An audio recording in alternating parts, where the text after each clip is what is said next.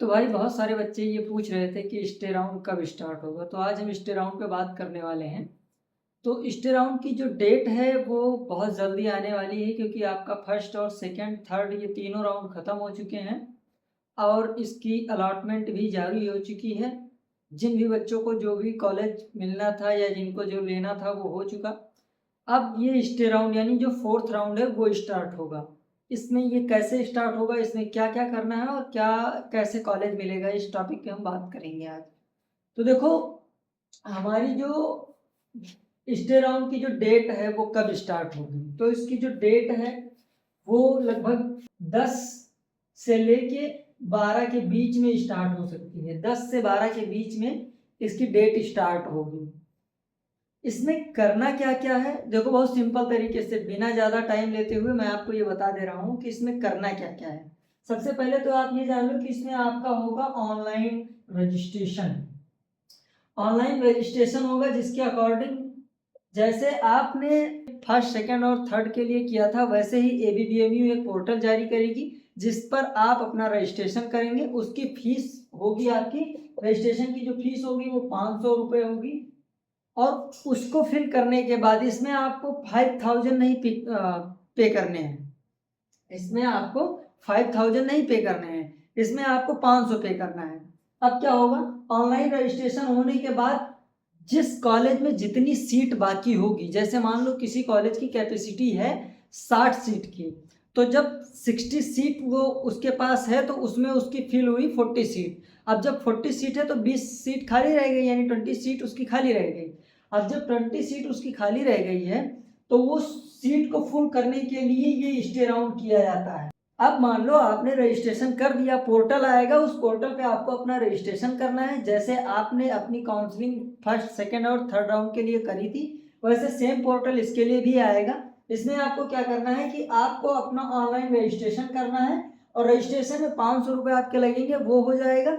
उसके बाद आपको चॉइस फिलिंग के लिए लखनऊ बुलाया जाएगा। ऐसा नहीं है कि आप काउंसलिंग, जैसे मान लो आप रजिस्ट्रेशन कर लेंगे उसके बाद आपको लखनऊ बुलाया जाएगा। कैसे, रैंक वाइज आपको रैंक वाइज बुलाया जाएगा। जैसे मान लो किसी बच्चे की रैंक है 1 से लेके 2000 तक, तो अब इन बच्चों को बुलाया जाएगा। मान लो 2000 तक है रैंक, तो अब इन बच्चों को बुलाया जाएगा। जैसे अब इनको कॉलेज नहीं मिला है तो इनको बुलाया जाएगा, पहले इनका होगा, फिर इनके बाद 1500 से, या मतलब मान लो कि 2000 से लेके 2000 से लेके मान लो 4000 वाले रैंक को बुला लिया। तो जब 4000 रैंक वाले को बुलाएगा तो रैंक वाइज उनका डिस्ट्रीब्यूशन होगा, कॉलेज की जो सीट होगी वो रैंक वाइज डिस्ट्रीब्यूट होगी। रजिस्ट्रेशन हो जाएगा, रजिस्ट्रेशन होने के बाद आपको बुलाया जाएगा लखनऊ यूनिवर्सिटी।